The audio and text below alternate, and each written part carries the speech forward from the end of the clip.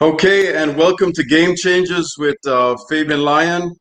I am delighted to have as a special guest this evening the great, highly acclaimed sculptor Basil Watson. Mr. Watson has really made an imprint in his craft. His work has been commissioned by not only a lot of cities and states, but also a few countries as well. And Mr. Watson, it's a really a privilege to have you on Game Changers with Fabian Lyon this evening. Good evening, Fabian. It's a pleasure being here. The honor is mine. Okay, thank you so much. And I just wanted to start with one question. Do you find your did you find your profession, your craft, or did it find you? I I was swimming in it all my life because my father is an artist, and I'm Hmm. told that from very young I was very interested in his work. And as a kid growing up, I was always drawing, and I was seeing art all around me. So by high school, I decided, yes, this is what I want to do. Hmm. Mhm. Okay. So what really drew you to being a sculptor as opposed to an artist or another form of artist? What about the working with the clay, with your hands? Uh, what do you think drew you to that particular art? Drawing was my first love, and I like drawing the human figure. Through high school, it was drawing, and I figured I would end up being a painter like my dad. But when I went to art school and had the first taste of sculpture, because I always saw sculpture and was amazed at how was this really done and so on. And I found that drawing translated very easily, very well into sculpture, because Hmm. sculpture is like drawing in clay. And so once I experience it, I say, yes, again, this is what I want to pursue. Hmm. Mhm. Okay. Now you've done some of the most legendary personalities, figures, sporting figures, and the national heroes from Jamaica. Has anybody ever offered to make a sculpture or a bust of you? Oh, no, no, no. I've been painted. People have done portraits of me, um, but not sculpture. Sculptures are rare breeds. I don't find many sculptors about, but no, not Okay. yet. Not yet. Mm. Okay. I don't know if I enjoy being on that side of the lens. Right. Uh, I'm used to I like when I was being painted. I felt very uncomfortable staying still and being the model. But this is what I demand of people. So the shoe was on the other foot. Was Wasn't another very foot. comfortable. Mm. It it gave you a different perspective. Yes, an appreciation for for my models. Yeah, yeah. What was that the longest sitting in your life? I mean, were you getting impatient a little bit? Yeah, I was. I started to feel pains in my neck, and I was wondering how the hell do people do this? But Right. I guess with time you get used to it, because that's what I find with my models. First time models tend to have a little bit of discomfort, but more experienced models, they know how to get into the zone and keep the pose and so on. So it's something that you get accustomed, or you get used to and get accustomed to. Right. Right. Mm. Is there, of all the great work you've done, Basil, is there still a couple mountains to climb? Is there a personality, whether past or present, that you would really like to sculpt? There are some mountains that I want to climb. What I really imagine is doing something internationally iconic. Probably the first dream was for Jamaica, but like Hmm. the Statue of Liberty, the Hmm. Christ statue in Rio de Janeiro, the Eiffel Tower, something really iconic that once you see it, it is synonymous with the country or the city, and who knows? I still dream. No doubt, no doubt. And speaking of, I dream, and I have a dream. The sculpture that you did of the great Dr. Martin Luther King Jr. that was unveiled this past January, that really drew a lot of attention, international attention. And Basil, how did that make you feel? I know you've done other great works, obviously, but how was this statue? We're going to get to a picture of it in a minute. How was this any different, if so, for you?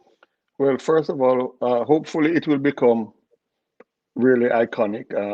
The sculpture, once you put it out there, it has a life of its own, and that life is going to be determined by how people relate to the sculpture and how it relates to them. Hmm. So, putting it out there, it's a wish and a prayer, and you do your best and put it and leave it, and almost turn your back on it and let it live its life. But it was a proud moment because Martin Luther King is in himself iconic. Hmm. He is as large a personality as, for sculpture, the Statue of Liberty or the Eiffel Tower or the Christ statue. He is of that iconic status. Hmm. So to sculpt him, as a personality and so on, was really an honor and Hmm. exciting. Hmm. Mhm. Now, Basil, you got the Order of Distinction from Jamaica, and how did you ever expect that all your work would take you to these places, make you meet all these well-renowned people, and as I said, just one of the latest honors that you got, the Order of Distinction. Did you ever feel that your work would carry you to all these heights? No, no, no. I don't look on where my work will carry me. My focus really is on the pleasure and joy I get from sculpting. So, you say yes, it would be great to, or you see great sculptors, artists, and so on, but never think of myself in that vein. It's always about the work and the process and enjoying sculpture and then just looking forward to the next sculpture. It piles up one upon the other. Um, Before you look back, your 60 years have passed. But Mm, but you don't really set out for that sort of um, goal. hmm. You allow it to come to you, or whatever comes to you, you have to accept. As long as you think that you have done your best, that's how I approach it. Hmm. Mm. A good Now, lesson my father taught me is to right. read the critics in the John, and Okay. if it's good, you flush it. If it's bad, you flush it, because if it's good, your head gets too big. If it's bad and you carry it with you, you start to slump your shoulders. So read it, but leave it behind. So that's how I've approached it. Yeah, I'm gonna keep that. I'm gonna keep that bit of advice next time. So either way, it's Mm. going in the John, not whether it's good or bad. It's going down the toilet. So Yes, yes, yes. yeah. Tell me about your dad, and to have so much talent in one family. I just think is amazing. And talk Mm. about your dad first of all, his influence on you, if you will, Basil. And obviously, he has roots in this country as well.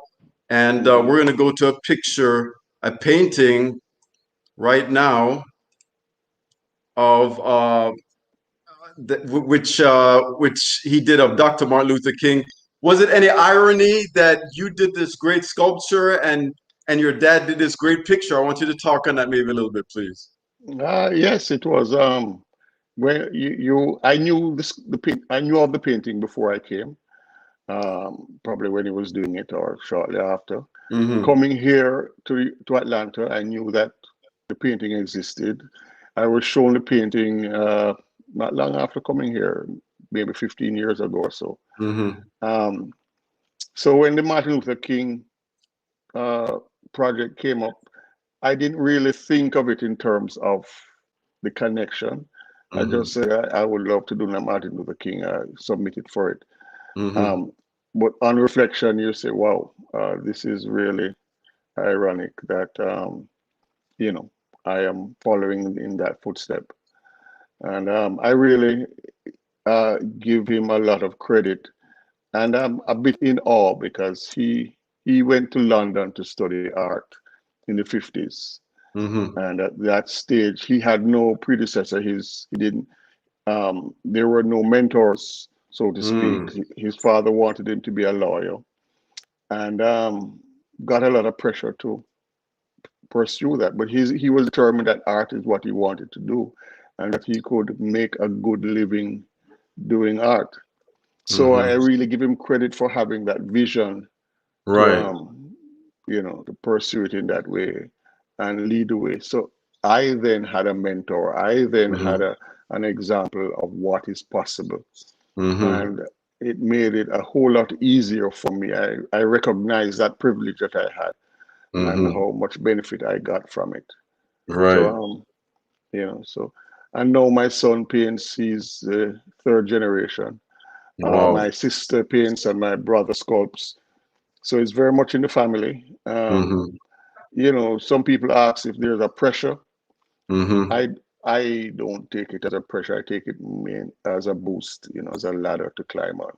Mm-hmm. Um, so I think I'm privileged in that respect. Right. Mm, Yeah. And Basil, as you know, grew up in the Caribbean. Sometimes our parents really want to have a heavy hand as far as the careers that we choose. And if yeah. it's not a doctor, lawyer, or judge, or something to that effect, it's art is Mm, not going to make no money and all them kind of stuff. mm, But you are mm, actually you fell into the ideal situation, so to speak, in that your dad was already an artist. So mm. uh, I guess that might have set you apart, maybe than other situations where they might have had that back and forth with their parents.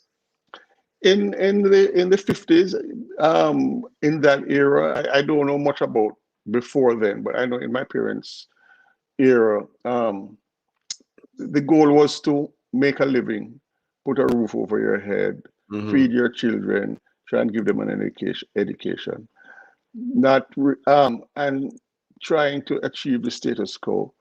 Uh, Today, the mission is different. Hmm. Our children, we are telling them to be leaders in whatever field and giving them, more options. There are so many more options. But I do recognize that yes, I have I had an advantage, and I try to make the best of it. It's not a Hmm. burden. It's an advantage. If it were not so, I don't think it would have been as easy. I don't know Hmm. what I'd have achieved, but I give thanks for it. Mm. No doubt. And what have you kind of passed on to your son that you've learned from your relationship with your dad as kind of the successor? Is there anything you passed on, or he just kind of be his own man, so to speak? Well, yeah, he's going to be his own man, and that's good. But he had a close relationship with his grandfather as well, and you know, I learned early that we don't walk through the back door. Um, we go through the front door. We Hmm. are equal. We look on the legends in art or in life, and Hmm. you put a target on them. You go after them in terms of achieving excellence. And regardless of where those icons or those achievers sit, whether they Hmm. are Jamaicans or Europeans, Americans, Africans, wherever they are, whatever race or nationality, those who achieve. So you go after the achievement and the striving for excellence. Hmm. So that is one of the messages that I got from my father. Hmm. So and I try to tell my children that it's no the target is not just to fit in and make a living. Go out there and make a change. Uh, Game changers. Go out there and make a change. Be a leader in some respect. So Hmm. um, that is what I try to continue going forward. Okay. Is your message, if somebody, if you wanted to kind of capsulize your message, Basil, Mm. that you have conveyed and continue to convey through your art, what do you think that message would be? Uh, Positivity. The king sculpture encapsulates a lot of how I think about life and moving forward. The idea is moving forward. If we can look on the problems to try and achieve a solution. That is the only reason for looking on problems, not to hold your head down or think it's impossible. So the key is moving forward, looking to the light, staying positive, thinking that you can do it. Wherever you see excellence, learn from it, to, you know, strive for that excellence. My one of the things my father taught me is to be a thief. Steal whatever good, positive thing that you can gain from everybody Hmm. and put it together and put your contribution to that and move forward. The negatives, leave Hmm. those alone. Don't get involved there, but go for the positives and learn from others because it's really um, you know a family. When I say family, the human family, Hmm. the progression of people. It's working together, building blocks. So Right. mhm. Okay. And if you're just joining us here on Game Changers with Fabian Line, we're delighted to have as our special guest Basil Watson, a noted sculptor, and he has done some great work from Martin Luther King to Shelly-Ann Fraser-Pryce to Usain Bolt. He's done some magnificent busts of national heroes from Jamaica, for example, Marcus Garvey, Sam Sharp, and the list goes on. Basil, I had a hard time. I went on your IG page. I had a hard time just keeping up with all the great work that you've put together. And I know you've probably heard this question before, but I got to ask it anyway. It's an obligatory question. Do you have a favorite piece I amongst was all those great pieces? I was going to cut you off and answer before you asked because I get that question all the while. And the thing with art is, or my process, it's looking for the problems, trying to solve the problem. Once you have solved it, you don't dwell on it. You look for the next problem to solve, the next task. How can you get it better? So it takes a long time for a work to become favorite because I get emotionally wrapped into the work. Hmm. I get involved in, you think, could I have done that better? Could I have, did I really succeed here or there? Hmm. So it's a bittersweet relationship, and it's always the next problem, the next work. So my Hmm. favorite is really the next work. The next Um, word. I try not to look back too much at the successes. I have that in the bag. I look Right. back on failures or where I think I fell a little short, and how can I move that forward. So it's difficult to have favorites. It's really It's difficult. I don't have an answer. yeah. It's pretty much like when you have children, you don't have a Yeah, favorite. yeah, you don't have, and they give I mean,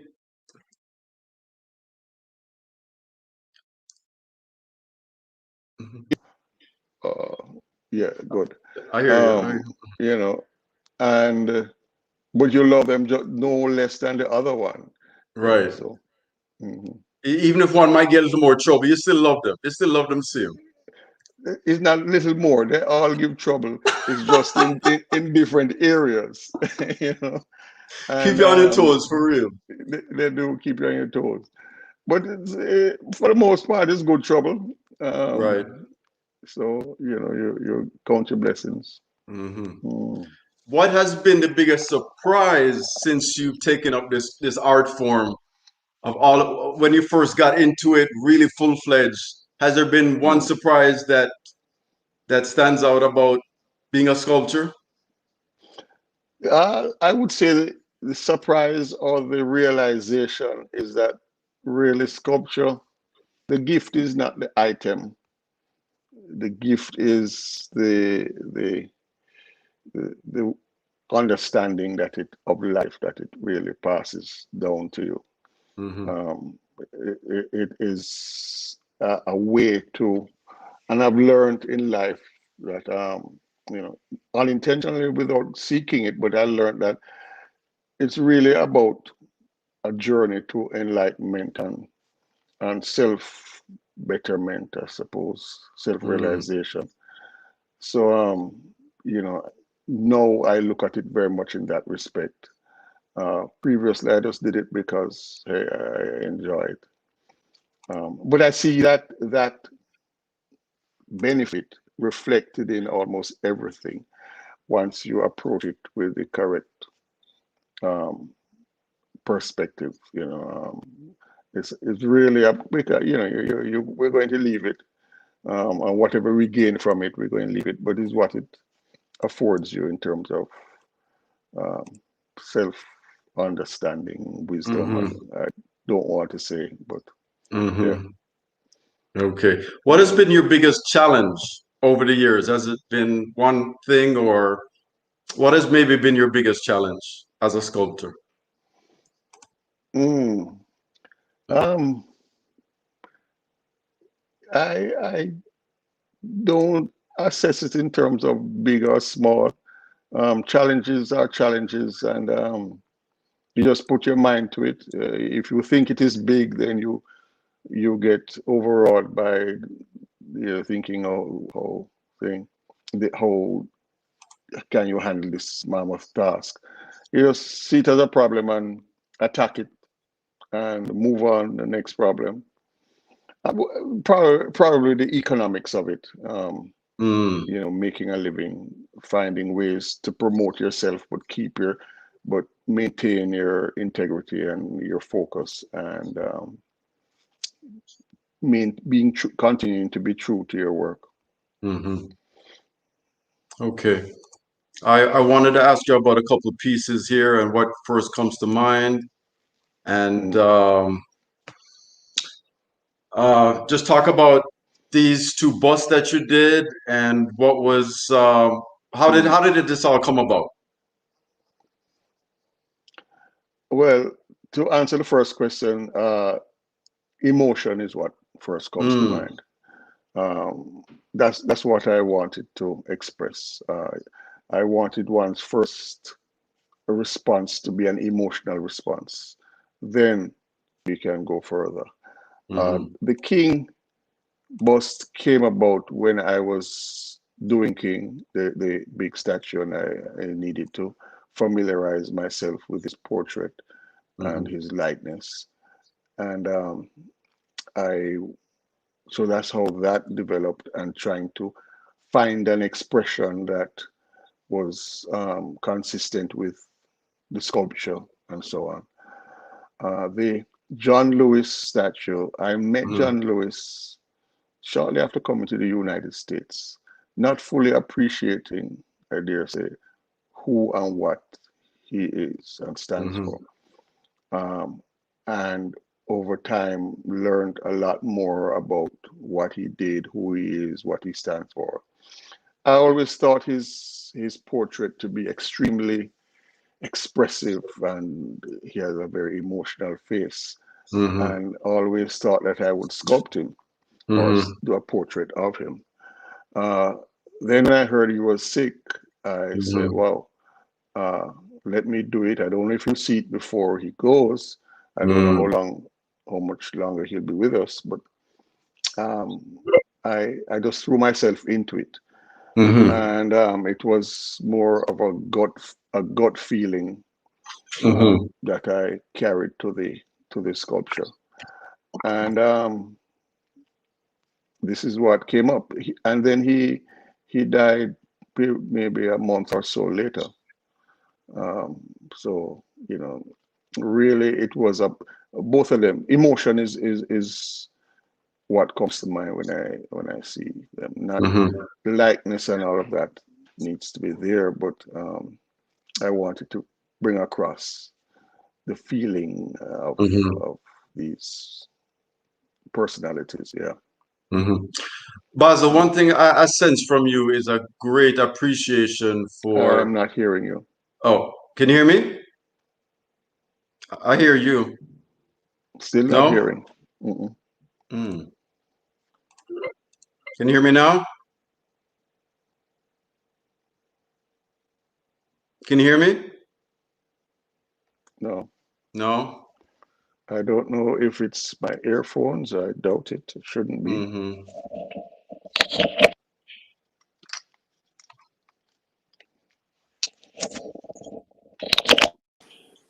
Are you hearing me? Yeah, I hear you good. Can you hear me? I'm still not hearing you. No? I hear you quite well. I have How about lost now? your sound. No? Okay.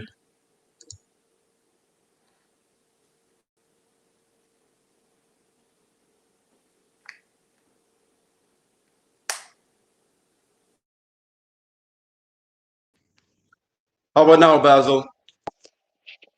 Can you hear me? No. No? I don't know. I hear you well. You're still hearing me? Yeah, I hear you well. Hear you well. Oh no. Yeah.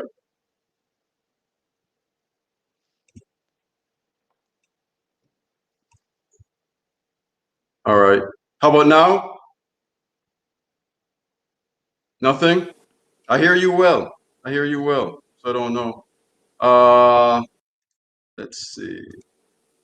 How about now? No. No?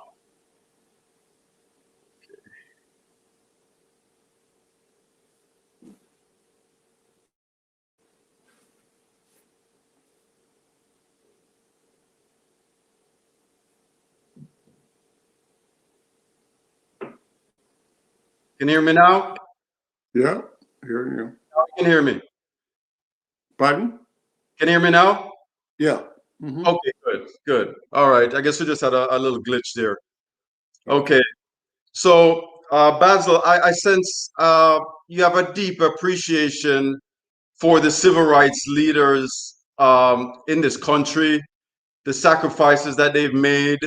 Even coming from Jamaica, know that we've had our own struggles, and we have the Sam Sharps and the Nannies. So, talk about your appreciation, because I do think at times maybe some of us do not realize the plight of what Black Americans went through, and, Mm-hmm. and maybe we don't um, honor it as much as we should. But I sense that you have a deep appreciation for that. Well, Jamaica came out of, became independent in 62, which is not very long ago. We are approaching 60 years of independence, of national rule as opposed to English rule. Hmm. So the problems of Jamaica very much relate in terms of class, color, Hmm. the shade of your skin, and so on. So these divisions are not as politicized and are more subtle in Jamaica. Hmm. Here in the United States, it's much more overt, and the Western world was built on slavery and the exploitation of one race over another, and it Hmm. continue. Hmm. You know, it's difficult, especially in this time, to not recognize it, because the last year or so it has been thrust in our face, and I think a lot of the covers are being pulled off of a lot of the underlying problems and attitudes that face us. So Right. we, as a society, black and white, we Hmm. have little option but to start to recognize these problems and start to deal with it. Hmm. But it Okay. is not easy. It takes time. It takes time. Hmm. Okay. And this picture here, it looks like, how long did this statue of Usain Bolt take for you to finish? Uh, it Took approximately a year, a little over a year to do. It's 1 1/3 life size, or Mm-hmm. 1 1/4. He's as a when you see him in real life, he's a giant. Uh, Wow. you know, you real you don't realize how big he is. Right. And the sculpture is a bit bigger. It reaches about 8 feet. Right. Uh, but the idea of doing him and the studies and so on went on a little bit before I was actually commissioned. I started thinking about the possibility of doing him and doing some studies of him. Mm-hmm. Um, but the actual commission and final work took about a year to do. Mm-hmm. Mm. Okay. So you just said something very interesting. You actually study your subjects before you start the process. What insight do you want to get or gain on your subjects that you think would help you make a great sculpture? Uh, you have to first approach it with an empty slate. Allow the person to influence you as opposed to carrying preconceived notions to the subject. Mm, So it's something that you practice and you learn to do and to pick up on cues to understand the language, the body language, the attitudes, the personalities. So if I have live models as opposed to with Bolt and the athletes, you're working mainly from photographs. But with each one, the athletes, the last 4 athletes, I met them. I asked for a meeting with them to get cues into their personalities. But I've been also following them as superstars and athletes and all the emotions and that the highs and lows you go through with them. You see how they handle it. So you have to have a receptive approach. My work is very much observation based. I work a lot from observation, almost exclusively. Only when necessary do I go to um, technology, whether video, photos, and so on. So over the years, you learn to appreciate and personalities and pick up on cues and try to infuse that into the sculpture. It mhm, informs the design, the posture, and so much. mhm. Okay, on that note, give me one thing about Usain that you picked up that you did not realize or pick up before in your study of him. Uh, that he's an intense personality. Well, Mm, you can pick that up from the way, although he looks jovial when going for the race and relaxed, he is very intense. Um, he is maybe a little shy in some ways, um, but knows what he's about. It's mm, difficult to say. As a public personality, we see and we see so much of them, and there is very little that is private. But I think he tries also to maintain some level of privacy in his approach. But the sculpture is to the world. Uh, mm, so really, he's putting his personality, he's putting his charisma, he's putting his determination, his brilliance to the world. He's announcing himself to the world, announcing Jamaica to the world. mhm. So, you know, uh, Okay.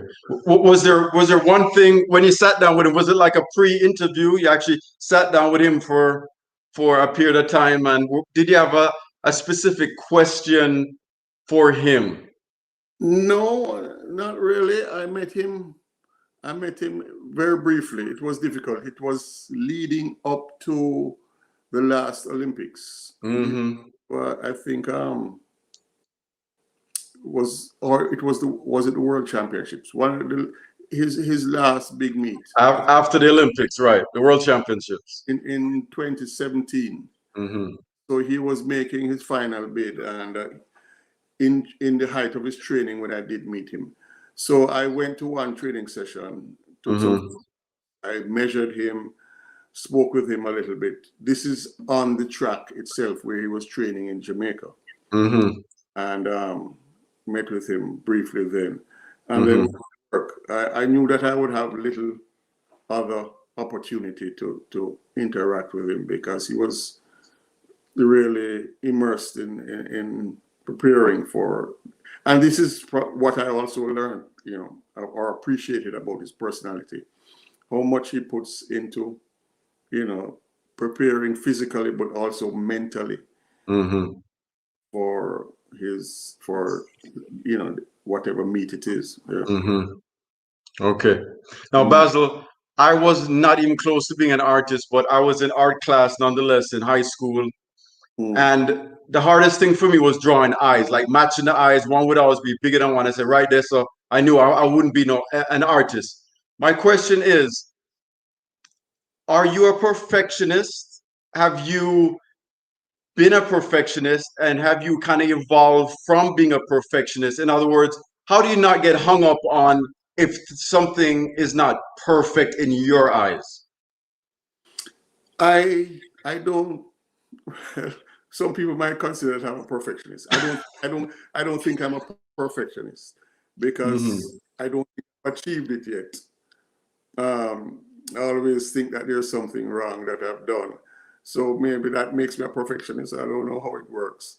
But I am also, I hate losing, defeat, failure. Mm. I learned to accept failure for what it is as a building block and to move on. I don't beat up myself when I think that I have fallen short. Mm-hmm. Well, I gave it everything I got. I fell Mm-hmm. short. Move on. It doesn't make me a failure as a human being. So maybe I'm not a perfectionist. I accept, when I've fallen short, but I just use it to move forward. I don't know. Were you always like that in your early stages of your career, or you developed this? I'm going to move on to the next, so to speak. I think the trait was always there. Um, you know, I've had this um, don't give a damn attitude in terms of, or don't give a damn what you think kind of thing. I Mm-hmm. do my own thing and happy doing it. Um, Mm-hmm. I think that's what I learned very early.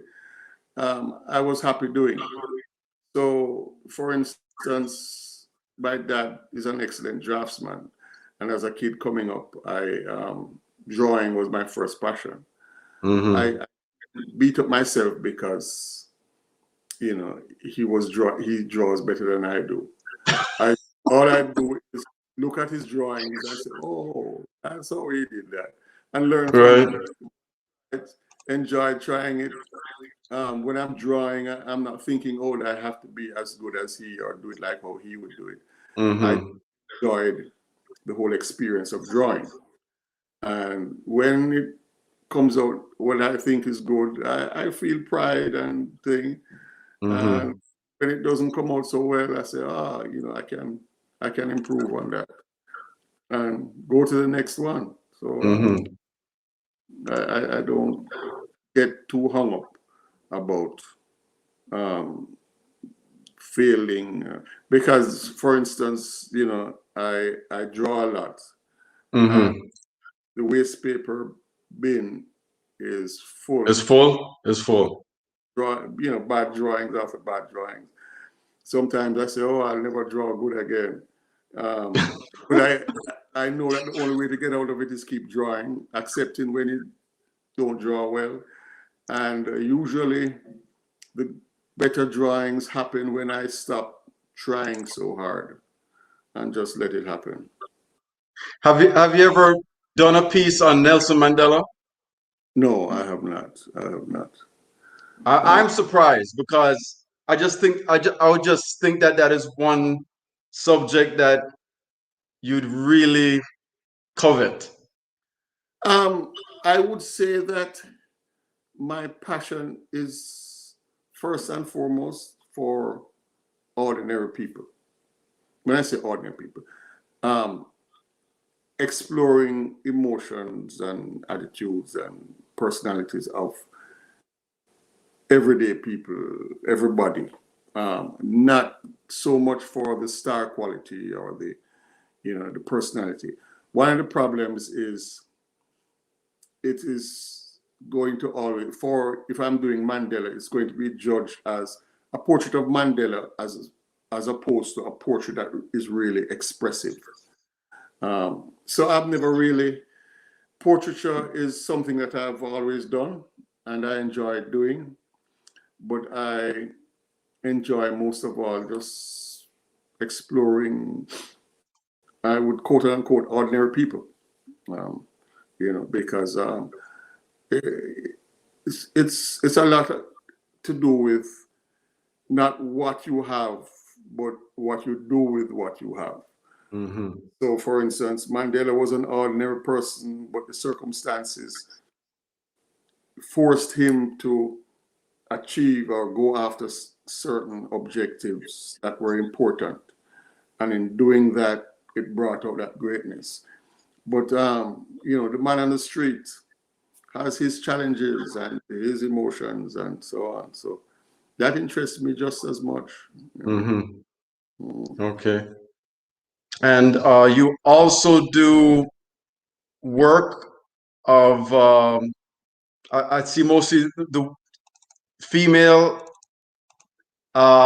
Just talk about how this fits into the whole grand scheme of things, as far as all the celebrities you're doing, and you Mm. also do art like this. So speak on this a little bit, as far as has this always been a part of your repertoire, so to speak?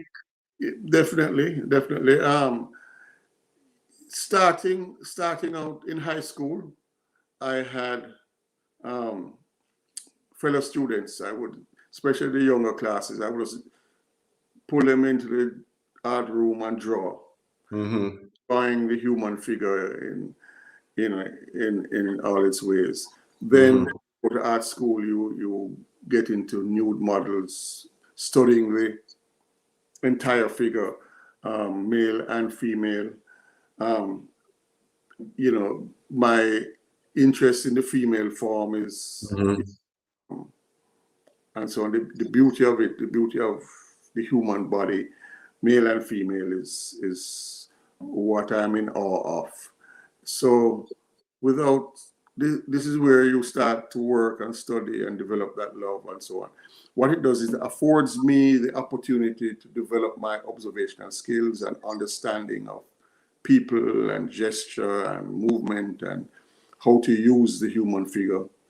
And so when the opportunity comes to do quote unquote a celebrity or a public work, you have the skills, Mm-hmm.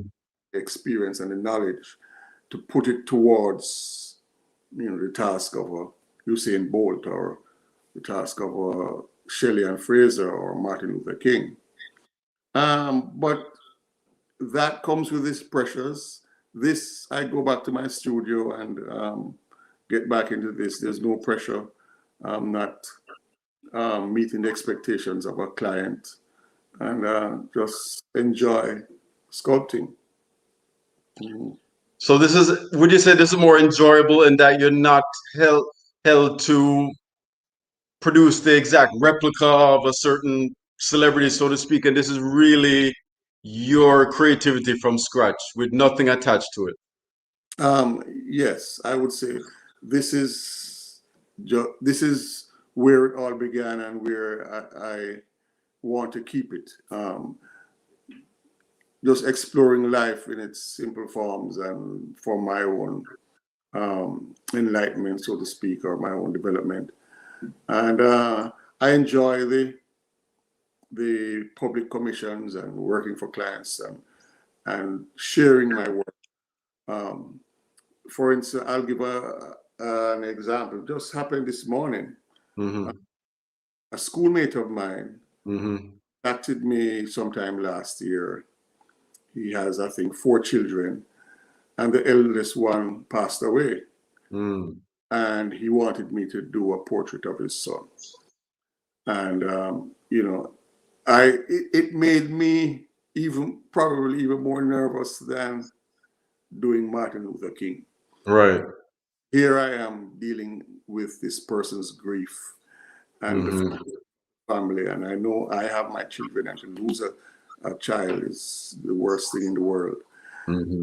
I am now trying to help to heal in the healing process of this family.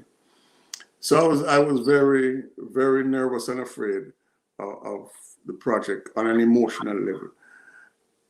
I did it, I delivered it, shipped it to him. He got it yesterday. Last night they had a family video. Mm-hmm. He says his wife couldn't stay in the room Mm-hmm. because of the emotion. Mm-hmm. Um, they were so much in love with it. They say and it captures his spirit so much. It moved me almost to tears to think about it. So that to me is is priceless. That sort of experience. So it I don't it is probably as valuable, no less than doing a Martin Luther King. In the ultimate, when you look on it, the big picture of life, that's what you Mm-hmm. with your work. And hopefully Martin Luther King brings people to tears as well, because of their experience and what I try to express through the sculpture. Mm-hmm. Okay, and speaking of, so this bust, when was this about? How long ago was this, Basil? This was during 2020. I actually Okay. did work on the big piece. The contractual arrangements and so on was through 20, late 2018 through 2019. Mm-hmm. So I think the contractual arrangements and mobilization was by the end of the first quarter of 2019. So a lot of the studies and preliminary work was done. I actually started on the physically big statue of King on Martin Mm-hmm. Day 2020. Wow. I got the model enlarged, well, digitally scanned and Right. enlarged. I sent it to somebody to enlarge it who was in Colorado, Mm-hmm. shipped it to me, and the ship Mm-hmm. reached exactly on Martin Luther King Day. And I Wow. was so anxious, I tore the box apart, set it up, and started putting clay on it immediately. Martin Luther King Day 2020. 2020? There are a lot of coincidences that happened with this work, like my father and the portrait he did. Uh, Mm-hmm. the the styrofoam reaching my studio Martin Luther King Day. And then Mm-hmm. a weird experience is the bird in his hand. Um, I started working on it, and 2 ravens flew into my studio. Never happened Wow. before, and started flying. And I started to flying around the studio. And I said, "Wow, this is weird. Why did these birds come in?" I'm working on King, and anyway, they flew around. They messed on a couple of drawings, but they weren't good drawings. And then they flew out. But what is even stranger than that, about Right. later, I was working outside my studio and a dove came around Mm. and walked around outside my studio where I was working, then flew off. 2 days later, I was literally, and I actually took some pictures of the dove outside my studio. because I say I can use it as studies.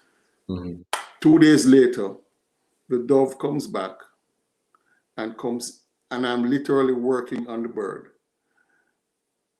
It comes into my studio, Mm-hmm. walks around my studio. I take some pictures.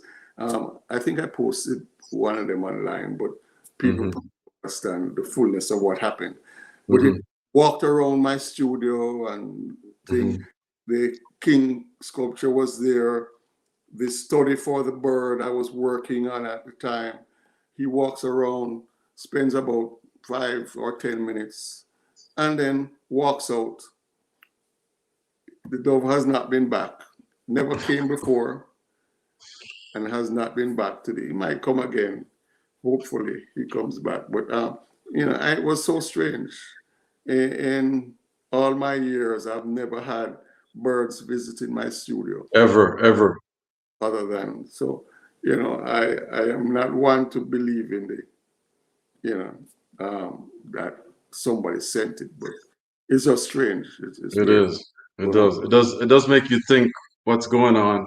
What's going on there? Yeah. If there's any symbolism to the doves and Martin Luther King and the like.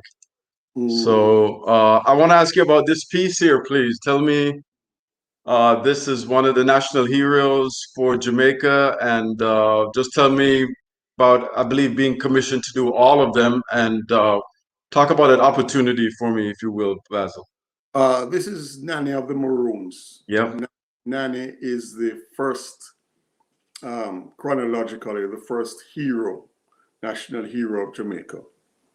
There are no photographs of Nani. Wow.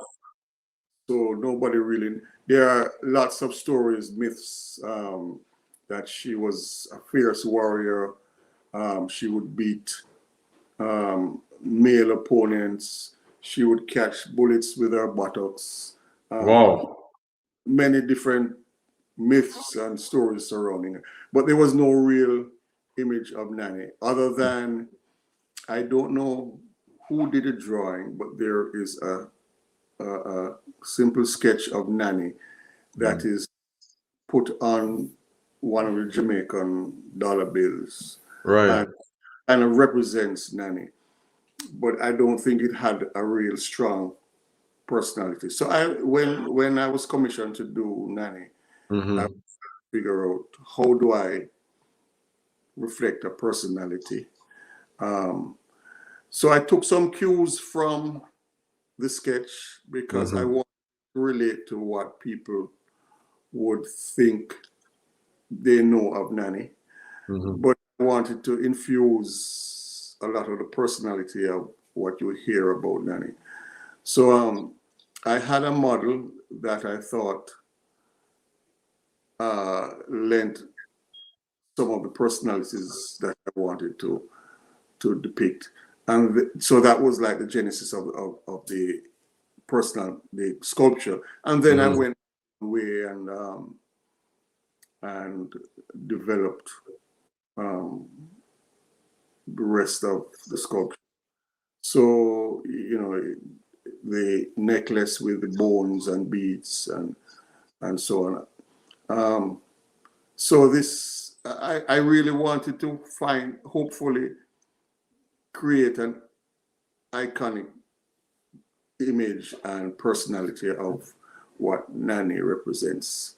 So we will see how it goes in terms of, the life of the sculpture and the personality that Nani, how people see Nani. She led the Maroons in rebellion against the British, Right. and freed a lot of slaves and so on. So she represents a lot to the country, to the people of African descent, and to the country in general. You know. Yes. Just a powerful piece here, and you see this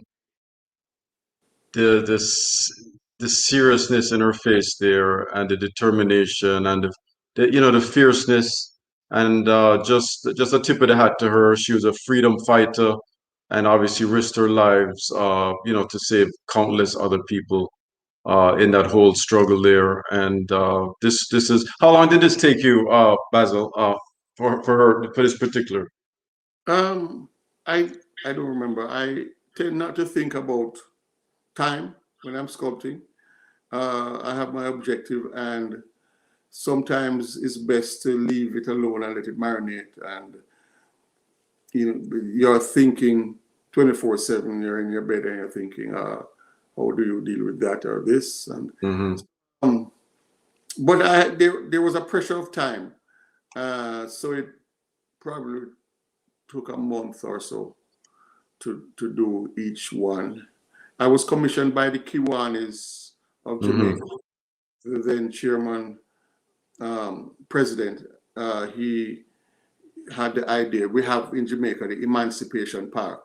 So the idea Mm-hmm. tell the emancipation story through the heroes, one to the next, and Mm-hmm. a chain of 7 heroes. There's an eighth pedestal for the Mm-hmm. next national hero that we decide is a hero. Wow. Went from Nani as the first in chronological order. Right. Uh, Nani to Sam Sharp to Bogle, William Gordon, Marcus Mm-hmm. Manley, Yeah. and Bustamante. Yeah. Right. Wow. Very powerful there. And how do you recharge, Basil? I wrote about that in my post. I think it's important for creative people to have their downtime, so to speak, to disconnect. I don't know if you agree with me, but what do you do to kind of get away and clear your head, rejuvenate, and get the juices flowing once again? Well, it depends on the stress level. And I will tell you, like the king, I thought I handled the pressure in a calm way. But when I was finished, I didn't realize how much I was holding my breath Mm, until it was installed and I exhaled and I said, wow, I am exhausted emotionally, physically, in every way. So it, it, when you're doing art and you are fully immersed in it, it's a very emotional journey as well as a physical one. So since the king, I, I was, I slept a lot. I didn't go to my studio much, um, but I am regaining my energies. But I've always exercised, so exercise is a big part of my routine. Um, I played soccer, football in Jamaica, high mm, school, and at club level after um, high school, and then mm, got involved with karate and went through the ranks with karate for over 40 years, competed. So I always had that duality in terms of my interests and energy. So I think so. That was my distressor, de-stressor. But mm. now the body is aching, and you know, I don't play soccer anymore. Since coming to the States, I have not been as involved in karate as I used to be. I used to teach and compete. Uh, Mm, Now I am, especially since the pandemic, mm, I try to walk five. We were trying to walk every day, but we realized, especially at our age, we need to give the body some rest. So we try to right. walk probably 3 miles about five times a week. I just came back from a walk just before coming on. Okay. So exercise has been my magic cure. Yeah. Okay. Um, do you ever take on a project and it becomes so taxing, and you hear these voices saying, "I'm not going to do this one again," but uh, you end up doing another similar one because you mentioned at the start of the show that you're so competitive, you don't like to lose. Mm. So talk about those maybe at those more challenging pieces that you agree to do, and then you say, "Man, I'm not going to do this again," and but you end up coming back to it. What I would say is, boy, I'm not going to do this one this way again. Okay, right. So it's usually not this way. I have to find a better way because this was a painful journey. Mm. That is what I would say to some of these moments, you know. Mm-hmm. But there are projects that sometimes you have to do it because you have to make a living. Mm-hmm. But you try to enjoy it, and you might make the mistake of not starting with the full 100%. But whatever you shorten in the beginning, you have to end up putting 110% at the end. Mm. So this is where I say, no, the next, I will do it again, but the next time I will start with the full 100. So I don't have to put that 10% extra at the end. Mm-hmm. So this is how I taught my way through these moments. Mm-hmm. Mm-hmm. Yeah. Do you do projects simultaneously, or you finish one out and start on the next one? And talk about that debate of, do you need take a break on this one? And so how many have you done simultaneously? What's the most that you've done at one time? Well, the thing is, when my peers are going into retirement, Uh-huh. I am getting more busy, Okay. which is a good thing you hope for. But I have had times when I've worked more than one big project at the same time, maybe two at a time. But even when I'm working through big projects, I still want to do my personal stuff without things that are without pressure. So I need to take time away from, one project or the next. And sculpture and my process has so many different facets to it. Mm-hmm. And so I will just go into a binge of drawing, or I will get a model and do sculptures just for myself, for my own ideas that I might have had, and leave the major projects to marinate. And sometimes get it out of your sight, you come back with a fresh perspective and so on. So there are always a number of things going on in my studio, big and very small. Yeah. Mm-hmm. Can you think of one kind of a real out of the box project that somebody asked you to do that you're like, wow, and it was really challenging for you, something really different? Well, challenge. I've had somebody ask me to make a motor car or a truck. I said, oh, no, that's going a bit too far. Right. The truck. But like I don't do animals a lot. I have not. I mainly do. And but animals outside of the human being animal, there is a great relationship between the human being as an animal and other animals. So, the skill set is there to research it, but it is not at my fingertips as much as the human figure, because I have a lot more familiarity and consistency with the human figure.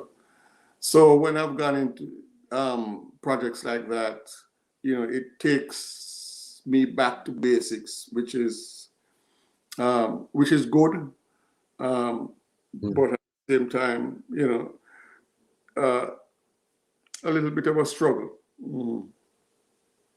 Okay.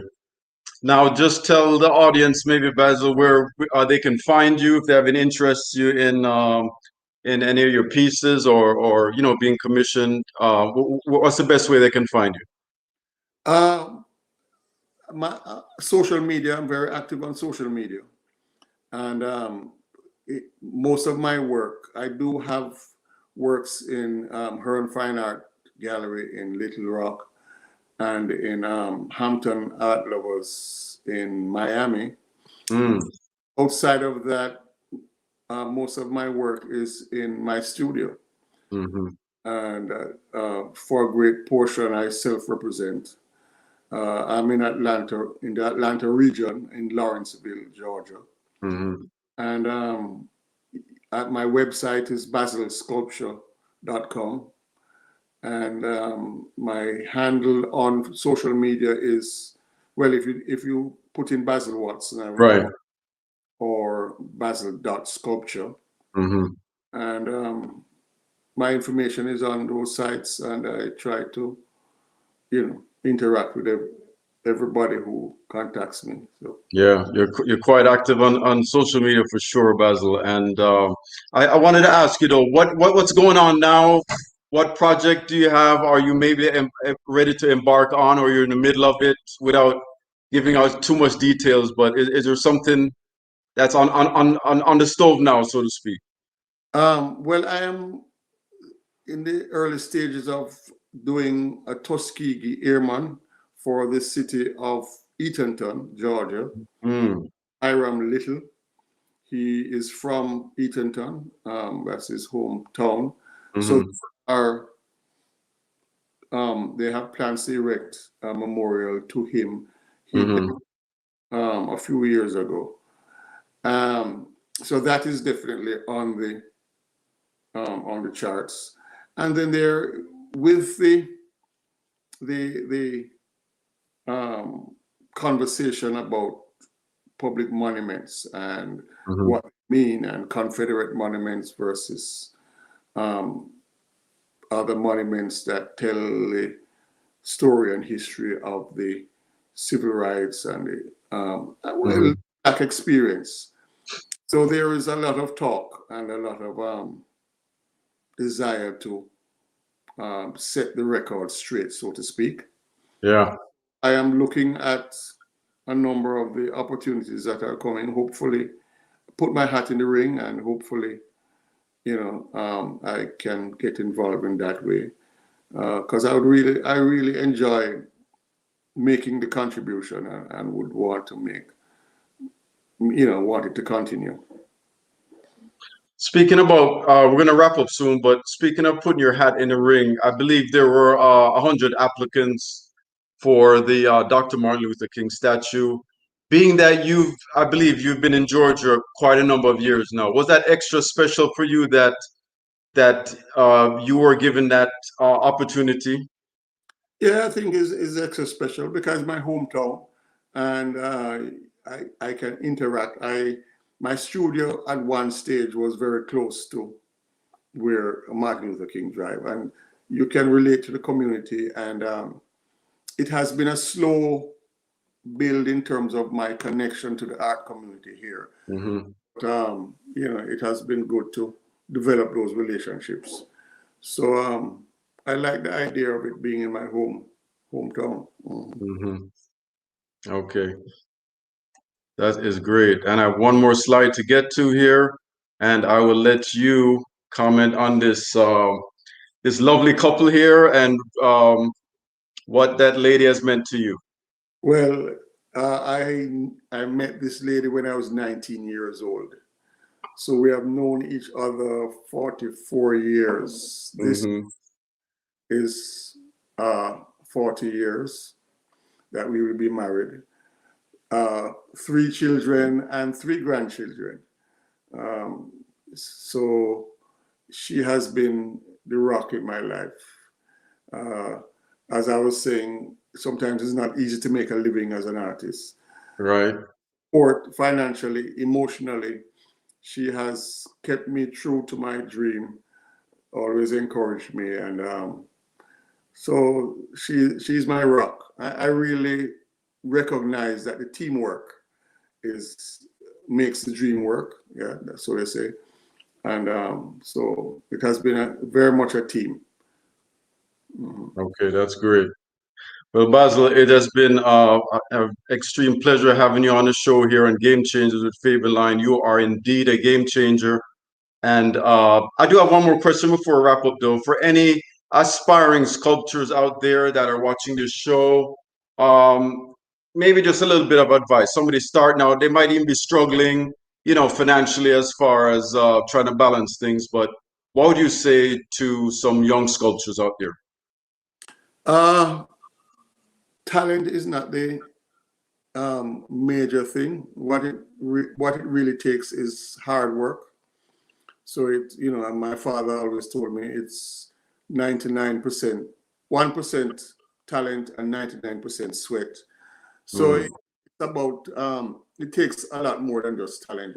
You have to really have a determination and a strong spirit and a thick skin, and stay true to your craft. I think craft is important because you're developing the language that you can then use to say something important. Skills and the facility of whatever language you're using, you might have the good idea, but not say it as well as you want to say it. So that's what I just want to read a comment by one of the viewers, J. Thomas Hunsucker. He says, "Thank you both for a marvelous discussion. The larger lesson of moving on in life, in art, in growth, in life, is a valuable one and much appreciated." Good. Thank you. Thank you. Yes. So it's been a real honor and pleasure having you on the show, Basil. Best of luck to you. Continued success. And we look out for your next great project. All the best to you. God bless you. And we'll definitely do this sometime in the future again. Thank you, Fabian. It has been a pleasure talking with you and being on your program. And I appreciate you using your platform to present my work, most importantly. Most definitely, sir. And once again, we can find you, Basil, at basil.sculpture. He has a great Instagram page there, just some fine art, including the Usain Bolt, Shelly-Ann Fraser-Pryce, and obviously Dr. Martin Luther King, among many luminaries on your page. So once again, thank you so much, Basil, and we'll definitely catch up again. Okay, Fabian. Thank you. Okay. Thank you, sir.